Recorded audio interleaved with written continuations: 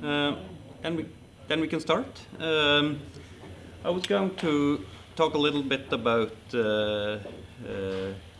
how to transport video over the network. I'm not going to talk about any specific technology, just mention what's required and kind of how different protocols have tried to solve that problem. Many of the technologies you can probably have a separate talk on, especially some of the later ones that. But that's not what I'm going to do. If you're going to transport video, you may have different kinds of requirements, not all of the same time. Usually you always want to have the highest quality you can get, but at the same time you want to keep the bandwidth relatively low, especially if you have limited bandwidth available. Very often you want to support live streaming. That is that at least for this talk, that the event or what's going on happens at the same time as the watchers are watching it.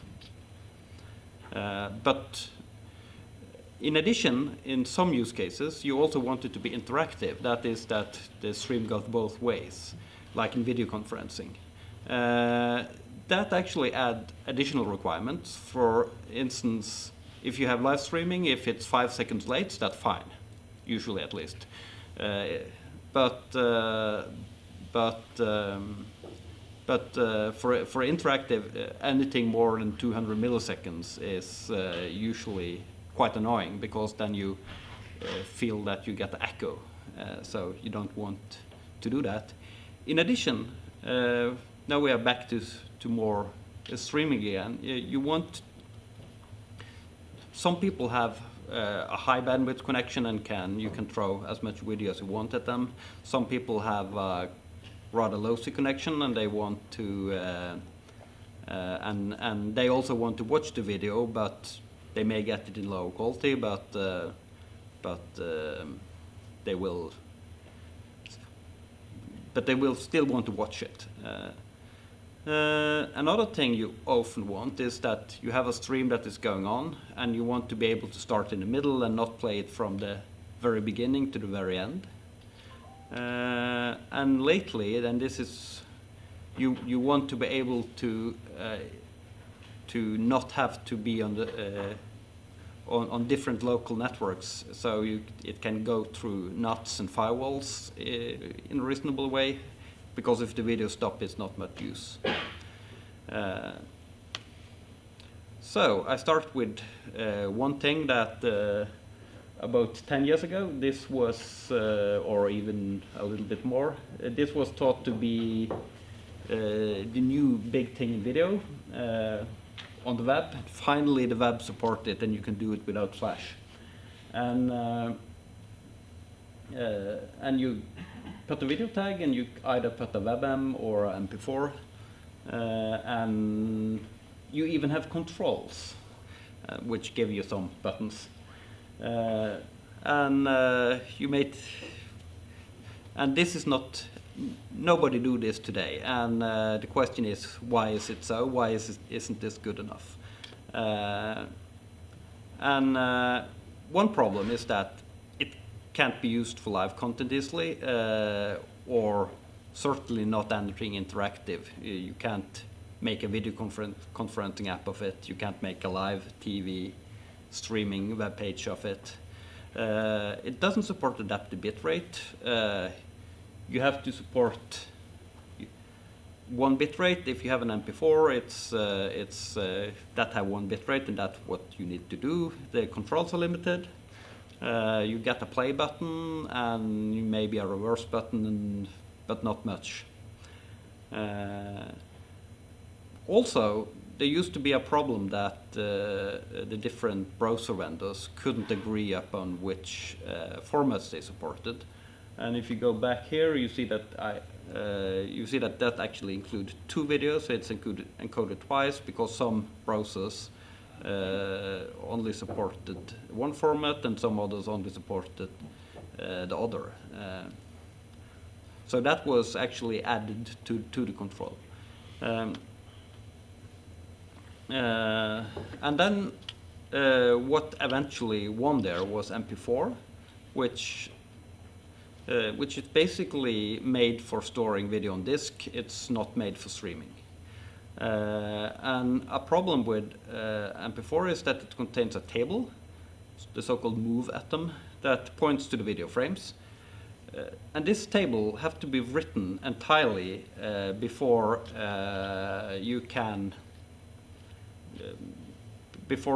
actually read the video. So, and in this case, if you think that you start on the right, on left, I mean, and go to the right, and then when you are finished, you write a table in the end that tells where all the frames are. And when you read it from disk, you read that table, and then you can seek into the file to find the right place where the frames are placed. The problem with this is twofold. First, if you read the start of the file, which you often do with streaming, then you basically have to seek all the way back to the end before you can find out where to look. So you need to seek a lot in the file. But the worst thing is that you can't read the video file before it's entirely finished written. So that means that you can't have a normal MP4 and actually let it grow as you record, because you must stop the recording and write a table before you can actually serve it to anyone. This has been solved in different way later, but plain MP4 can't do this. So that's a problem. So, and there you see that you have a standard that basically haven't been good enough. You have been using other types of other ways of serving video until lately. It's typically DASH and HLS for Apple products, and until that came along, you basically were relying on Flash or other proprietary technologies. So a little bit about how the actually more low-level network protocols affect video transfers. And of course, as everybody know, the internet is packet-based.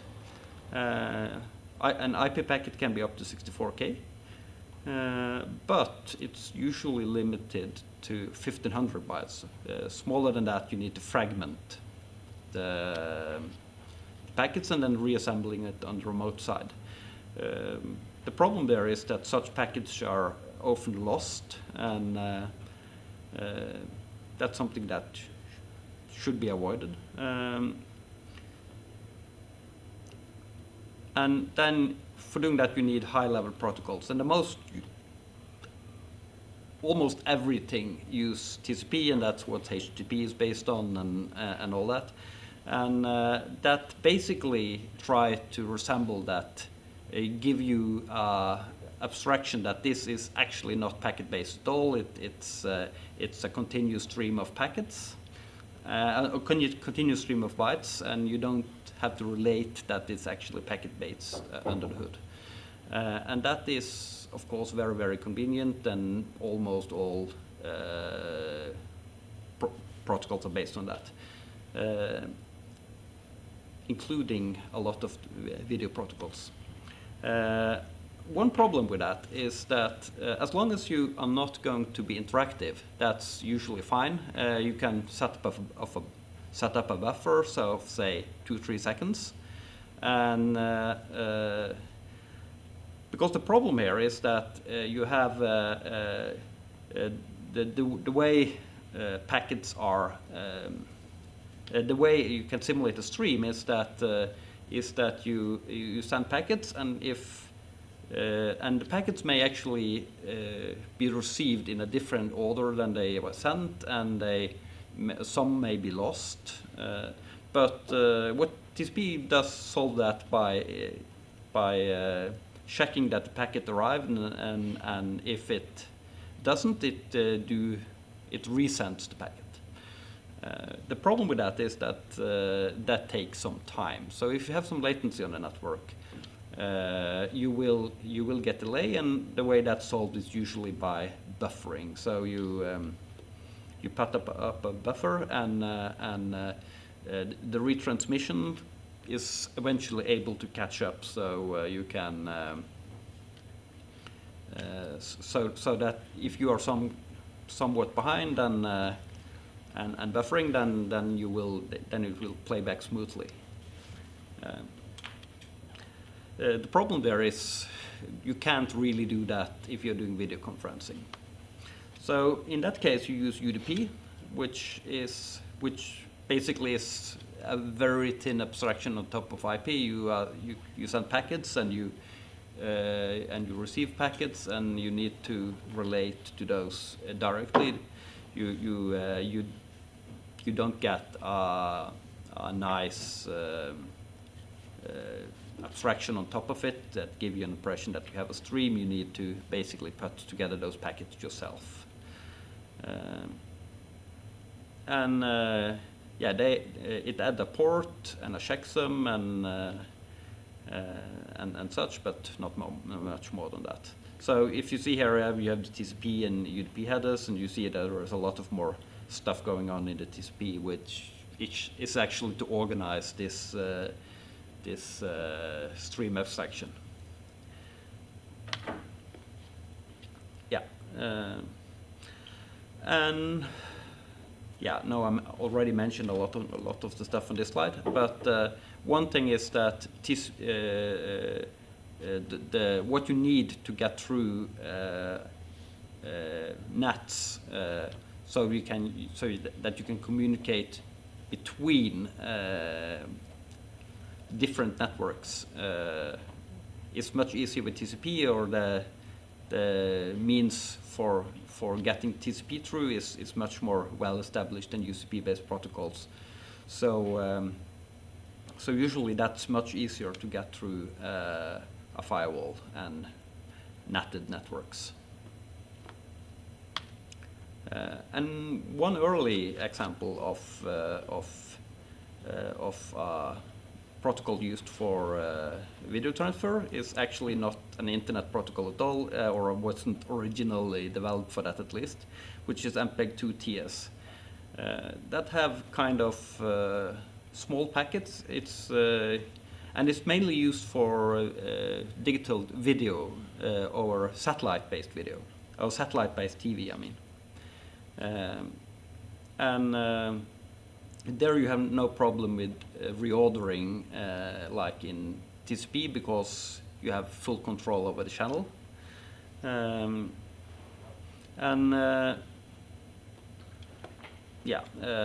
you basically send one stream that can multiplex several TV channels into the same stream.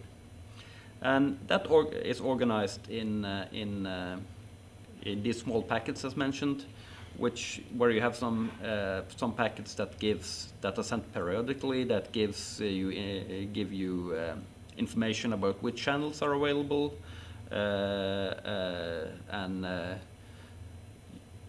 and programs, which is basically that's what you think of as TV channels, but then you have streams, which is a video stream or an audio stream, and and in the other end you can put that together to video stream.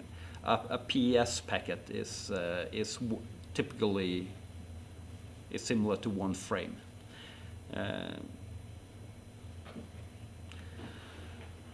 This is also sent on if you have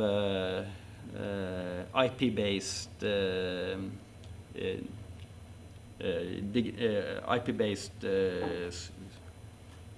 TV channels, or cable TV. Then that also use the same, but then they chop it up to UDP packets and send them.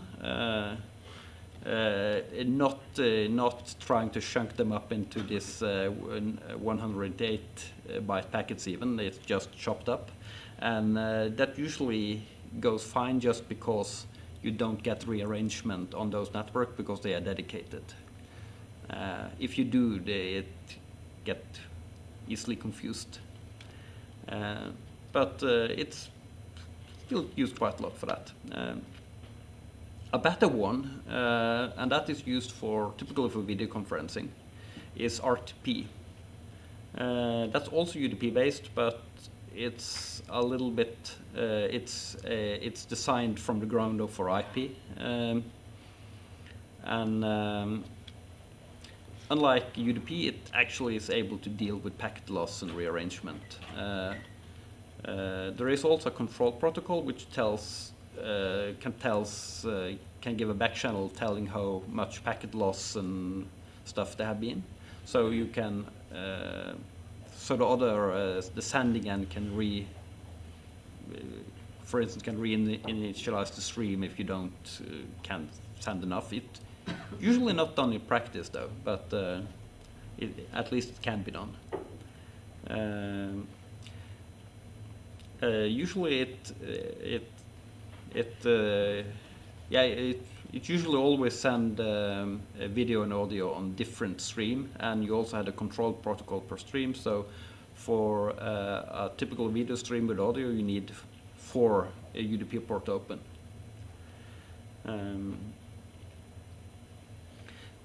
It doesn't have any means of setting up this.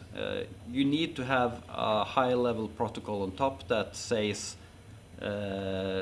negotiate how you are going to start and which ports. And typically, you send that is SIP for if you use for video conferencing. And or also IP telephony, and then you have things like RTSP for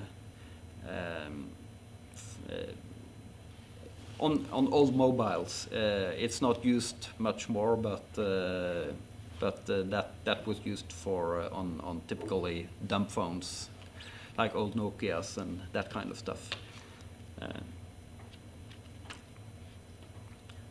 More known as the protocol used by Real Media. That actually also used that, but they actually had a proprietary protocol for negotiation. Didn't use SIP or RTSP.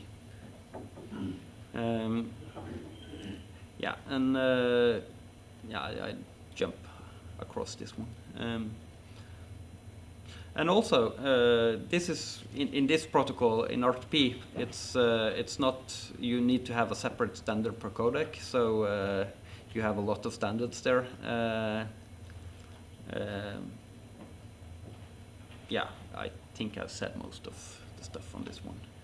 RTMP is generally the thing used by Flash. It was developed by Macromedia in the mid-90s and was bought by Adobe in 2005.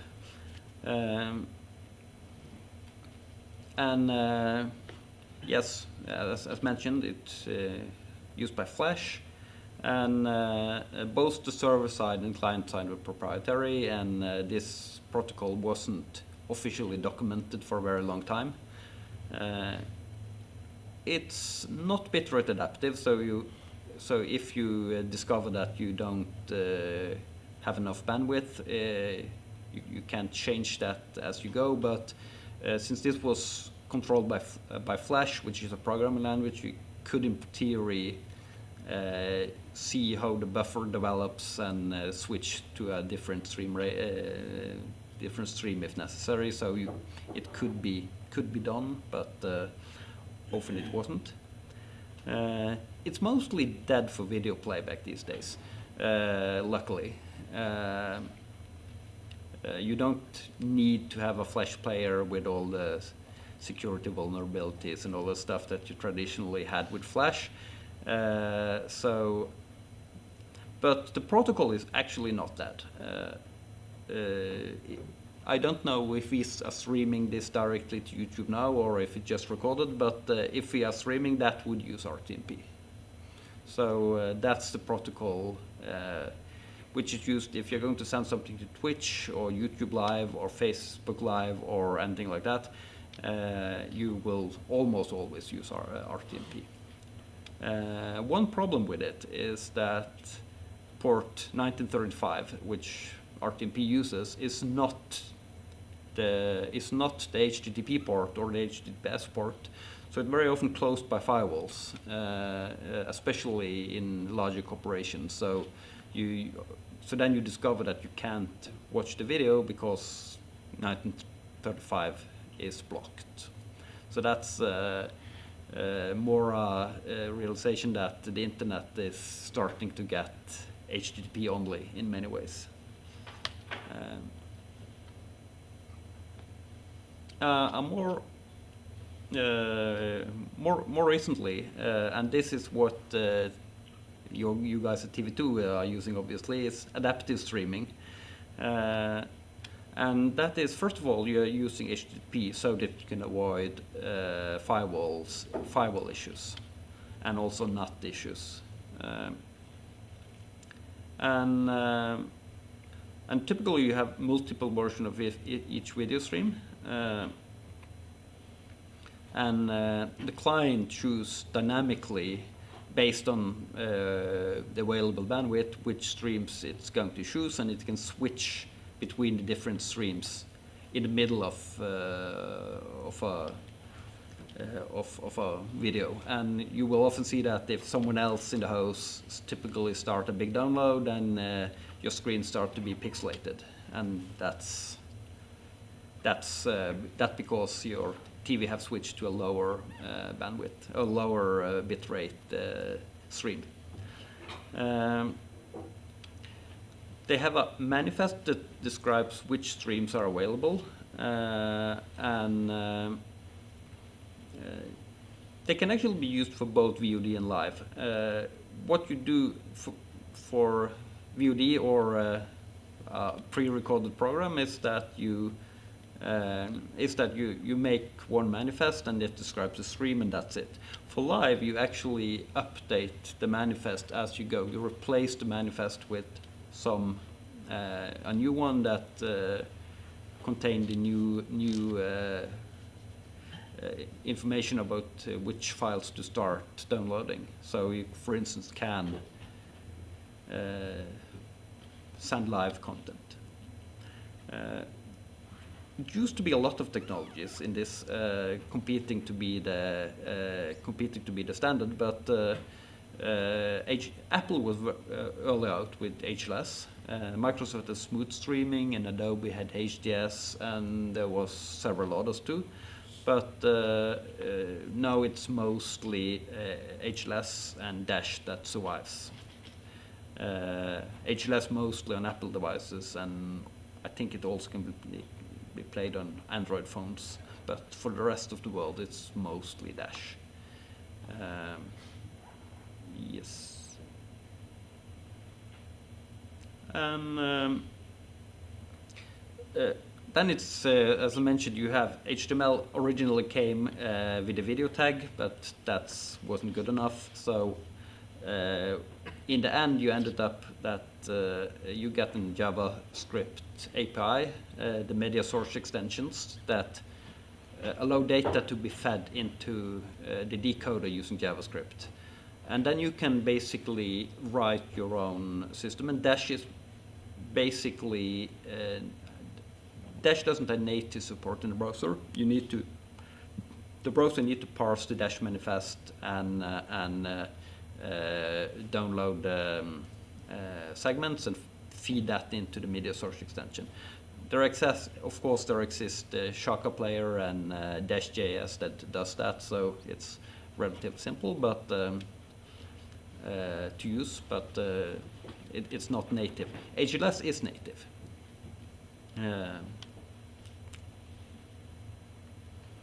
And this is now I actually will use HLS as an example here. Dash is rather similar, but in some ways. I'm going to show an example of that later on. But you typically have a master playlist that tells which streams you have available. And they don't point directly to the segment you are going to play out. It plays to sub-playlists and these typically in the case of HLS that points to MPEG2 TS segments that are typically 10 seconds length. Dash usually have shorter 2-second length segments, and the player choose between them depending on available bandwidth. So if you can't download the segments fast enough, you switch to a lower bandwidth version of the stream. And this is how a master playlist look like. It says kind of what bandwidth are available, which resolution are available, and also where the sub-playlist can be found, and which codecs and such. And this is one sub-playlist. It basically is a list of files to download. And if this had been live, what would happen is that after 10 seconds, you will write a new playlist where the 11.ts is disappear and 16.ts will appear. So you get the playlist that updates itself as it happens. If it's just growing, then it will add new, and you will basically have a list of all the 10-second segments you need or need to download for the whole video if it's a finished video. So those files can be a bit long, but MPEG-DASH is very similar to HLS, and that's what Sumo use, right?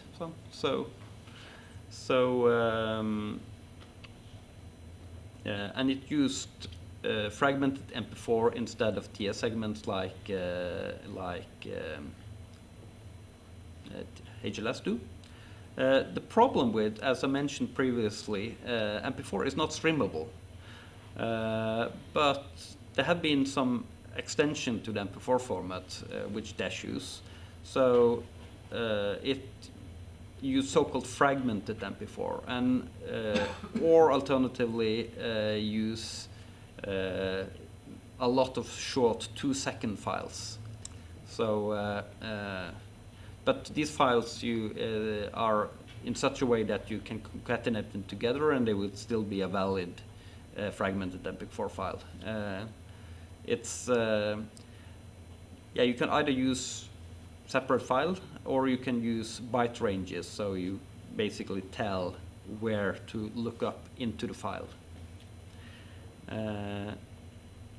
I say here that each have their own move table. That's not right. It's called move with an F in this fragmented MP4. And I have mentioned that you usually use MP4, but Google actually support WebM with VP8 and VP9 if the browser support that, which Chrome obviously does. And one of the problems is that I mentioned that a lot of everyone but Apple have actually gone and made a common standard.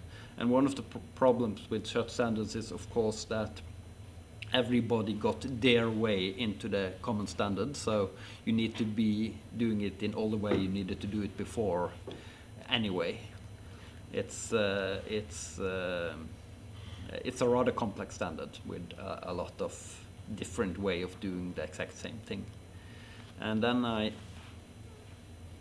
think I have an example. This is actually from Sumo, which I downloaded from one random video on the net,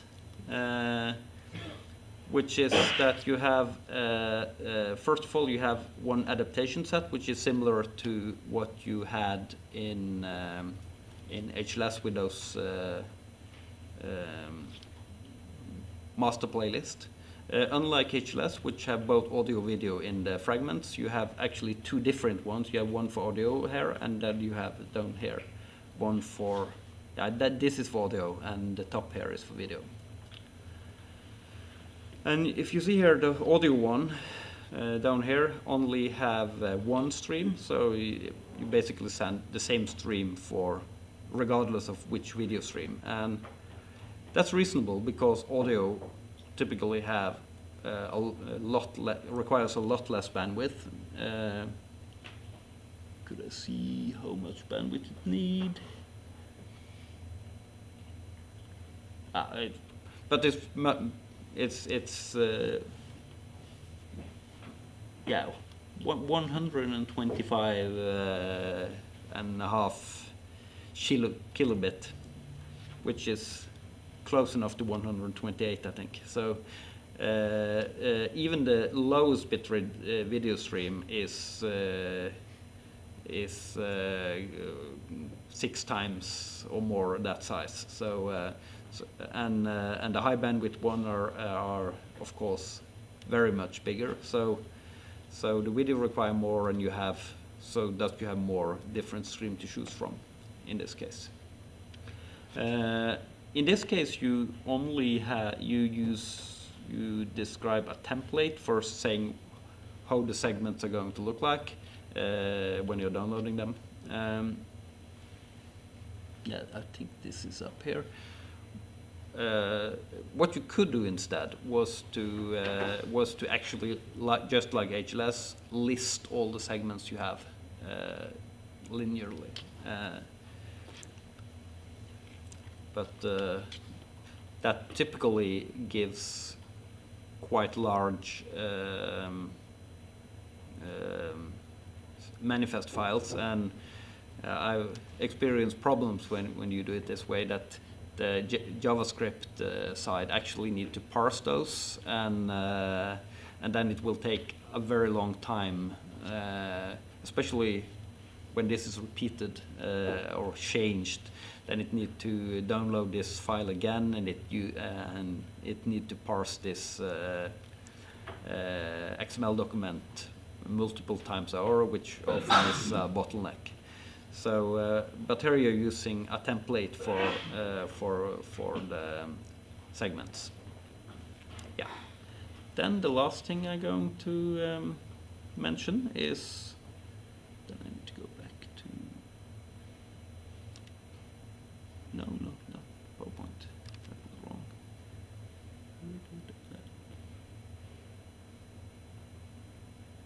Okay, I actually opened it to Firefox. Anyway, yeah, and MPEG-DASH can, you have, unlike the normal MP4, you fragmented MP4 have many tables, so you don't need to write the entire file before you can read it. Then you have WebRTC. The problem with Dash is fine. It's very fine for if you are going to send TV either as a pre-recorded program or as live. You have some seconds delay, but that's fine. For video conferencing, that's not so fine. And in general, it's very hard to write a good video conferencing system with a TCP-based protocol. So WebRTC is a standard that tries to mitigate that, and it allows to establish peer-to-peer connection between two web browsers. And since most web browsers are on the inside of a NAT, that's not an easy task. And it is, yeah, the protocol is actually not directly RTP, it's SRTP with an encrypted version of RTP. Just like HTTPS is the encrypted version of HTTPS, wrapped in encryption, and it must always be encrypted. You can't send unencrypted WebRTC. And it's available through a JavaScript API, the so-called MediaStream API, or RTC peer connection, and RTC data channel. The latest one is for sending data and not media streams. It also have a way to allow users to say that they are allowed to use the microphone and video web camera if you need that.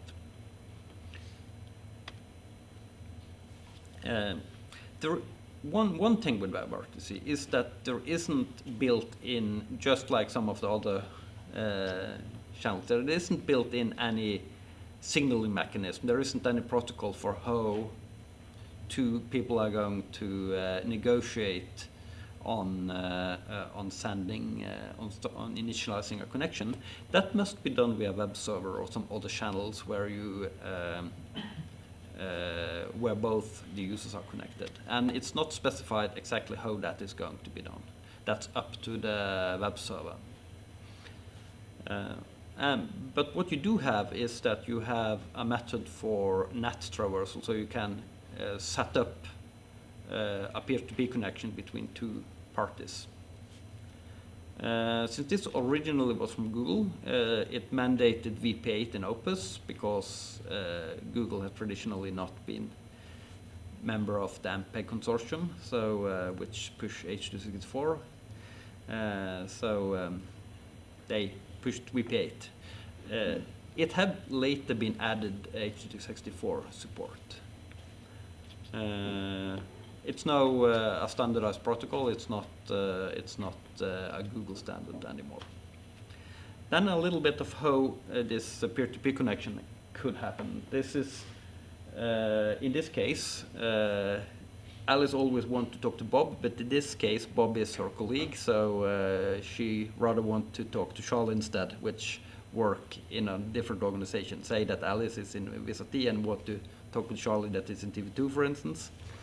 And since they are on each are on private networks, you will see that actually Bob and Charlie have the same IP address because it's a local address that, so there is no way to contact Charlie directly. What you would do then instead is that you contact the a stun protocol. And what you do then is that you send a packet to the stun protocol and say that here I am, what's my external IP? And then you will see that instead of 10, 11, 12, 13, which was the internal one, you said that it's okay, it's 46, 51, 109, 245, and you are and you come from port 56, 788 in this case. Okay. That's still not enough to be able to contact anyone. But now both Charlie and Alice is contacted to a www web server, and since they both are connected, Alice pushed the call button to Charlie, and what happens then is that Alice sends a connection string, which local IP she has, the external IP which she got from the stun server, and you can also have a turn server, which I will come back to. And it also adds a public key, so we can set up the encryption and some other information. Charlie sends the same information if we accept the call via the web server and pass that back to Alice. So now Alice have Charlie's connection string and Charlie have Alice's connection string. Then both of them can use the fact that when they contacted the stun server, you get IP and port, and you can use that. Charlie can use the one Alice got to and contact on that address, and that will actually reach Alice's machine and vice versa. So now they have a peer-to-peer connection which actually doesn't involve any of the external servers there. So they communicate directly in the fastest route possible. That's not always possible because this trick here, you need that when Alice, in this case, contacted the server, it must be possible for Charlie to use the same IP and port as used against the stun server, but some firewalls actually check that the return traffic you get actually come from the right place. And in this case, that must be the stun server, which Charlie isn't on, so we get the different, so the sender address is different, so the firewall basically drop all the packets from Charlie. So in this case, they can't start communication using a peer-to-peer connection, and then you need something else. And what WebRTC then do is to use a turn server, which is a relay server that sends all the data between the two participants. So, but of course, then you need to have a server that actually can handle all the traffic from all the persons that want to use that service. So that's why you usually want to use a peer-to-peer connection, because that's more efficient in most cases. Yeah, that's it. Any questions?